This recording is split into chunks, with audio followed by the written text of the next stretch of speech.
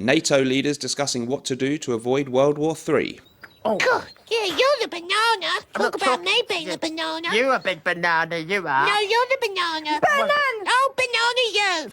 Tottenham Hotspur's manager at the first training session with their new £70 million signing. Donkey, jump. What is the matter with you? I don't think you can jump at all, can you? And this was me anytime I mentioned one of my ex-girlfriends to my ex-wife. Right then. I've dug a great big enormous hole.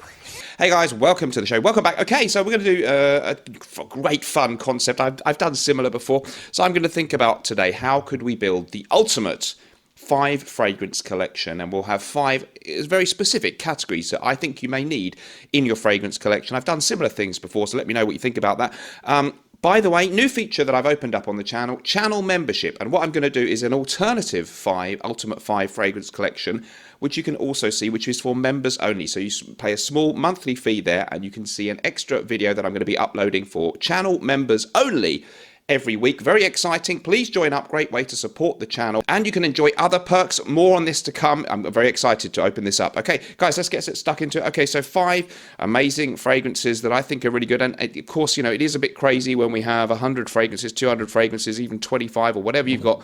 We don't need that in our collection. So a fun game to play would say, let's be a bit more frugal, or let's be a little bit more sensible and pick 5 fragrances. Here are my 5 categories.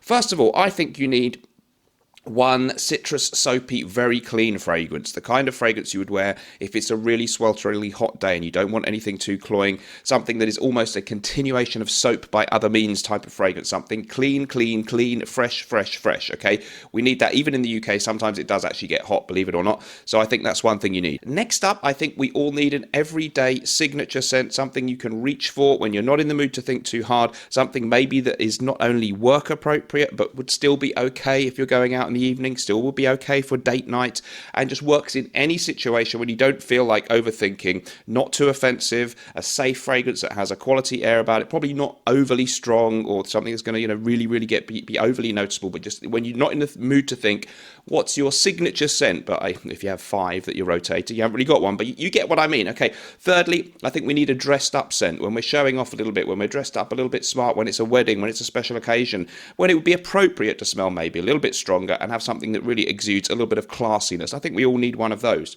Fourthly, I'm going for something daring. We're all fragrance heads here. Sometimes we do want to annoy people or at least get noticed. So something that is strong, potent, and maybe a little bit out there. Maybe that not everyone else is going to necessarily find to their taste, but we want to be daring sometimes.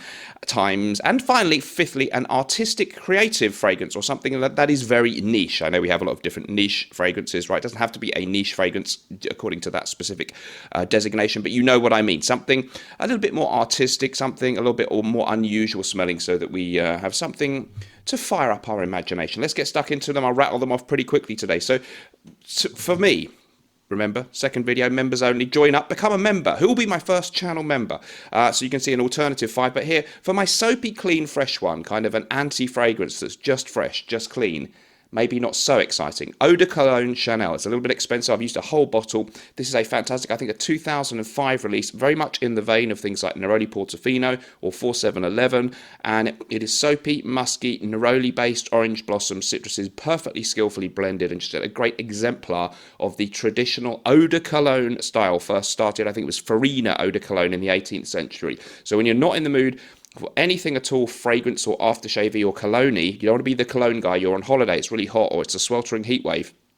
Very soapy, fresh, clean, high quality fragrance. Expensive, but if you got the money, great choice. Okay, so that would be my soapy, fresh, clean fragrance. Next up, if you're looking for an everyday signature scent, I still say a great choice is Armani's Eau Pour Homme. I've got through loads of bottles of this, well, 2 or 3. I've got through a vintage one, I've got through my whole of my more recent formula, and I have a new one. So this is a classic citrus aromatic. It's woody, it's a little bit old school, it's not massively strong in the performance, but it's charming, it's classy, it would work well if you're going to work, it works well when you're just popping out up the shops. Date night too, you know, it's nothing anyone could really object to, but it's classy, it's charismatic, it's citruses, herbs and woods, very refined stuff, still like the modern formula, not too strong too, which in a signature everyday scent I think is a good quality. Okay, so next up, if we're going for something a little bit more fancy, a little bit more maybe that you're going to wear when it's a dressed up type occasion, a wedding, a big party, somewhere where it's appropriate to have something that will get you a little bit noticed. Wow, you smell good. What's that? That's a strong smell. Well, yeah, maybe strong. It's not our daring scent, but it's our dressed up scent, okay? This one, I'm going to go for Tobacco Rose from Papillon. As you may guess, the notes include tobacco and rose. It's the great perfumer, British-based perfumer, Liz Moore's. And I think this is one of the earlier offerings from this brand. Fantastic prices as well. So it has this very rich rose, a kind of dry, not a very, very sweet rose, but a very grown-up rose accord. Don't worry if you're a man watching this and you think rose or florals are too feminine. Smells just really, really classy and great. I think we've got some patchouli in there and this kind of hay-like accord. And I don't think tobacco is actually an official note, but you use other accords to create a tobacco-like effect. It's really, really a very, very grown-up smelling, mature, glamorous, almost a bit of an 80s retro vibe in a good way. I would think that's a great choice for a more dressed-up, formal occasion. So that's my formal dressed-up scent. Next up, something daring, something strong, something that's like, whoa, are you sure? Are you sure? Well, I'm going to go with Foreo from Bogart. Bogart's Foreo, a powerhouse from the 80s, very strong. It's like Koros from Yves Saint Laurent, but more so. It's funky, it's animalic, it's potent, it's kind of ruggedly manly, it's beast mode, and if I'm really just don't care what anyone thinks. I want people away from me. Foreo. I really enjoy having this in my collection. You can pick this up for reasonable prices now, actually, online. I'm not sure if I think they've reissued it. I think it was discontinued. They brought it back. I don't really know. Foreo from Bogart, a great 80s classic. And finally, we want an artistic, creative, niche fragrance, something that fires the imagination. And I'm going to pick L'air du Desert Marocain from Andy Tower, Tower Perfumes, 2005 release again. And this one is, of course, an evocation of the desert air in Morocco. So it has a very interesting note combination. I think there's a little bit of lavender in there. There's a lot of these incense-like labdanum notes to create the feeling of incense, of course, and exotic spices. And it's it's actually surprisingly wearable. It's not, it could have been our daring scent, but I don't think it's that daring. It is artistic. It's very difficult to put into a category. It's not, it's not a chypre. It's not an aromatic fougere. It's not a citrus aromatic. It's not a fruity floral fragrance. It's got a real magic about it. So if you want something creative, something to really, maybe even a talking point type fragrance, I would say L'air du Desert Marocain, fantastic choice. Don't forget, Norton & Wilson fragrances. If you want to buy any of those, we have an amazing deal, $380 will get you all 4 in the USA. Bon Vivant currently out of stock, but you can get the other 3 for a similarly amazing price in the UK. Don't forget to check that out, nortonandwilson.com, link down there. Guys, let me know what you thought of that video. I will see you in the next one. Remember, whatever we're doing in life, let's project, and although life may sometimes stink, we can always project.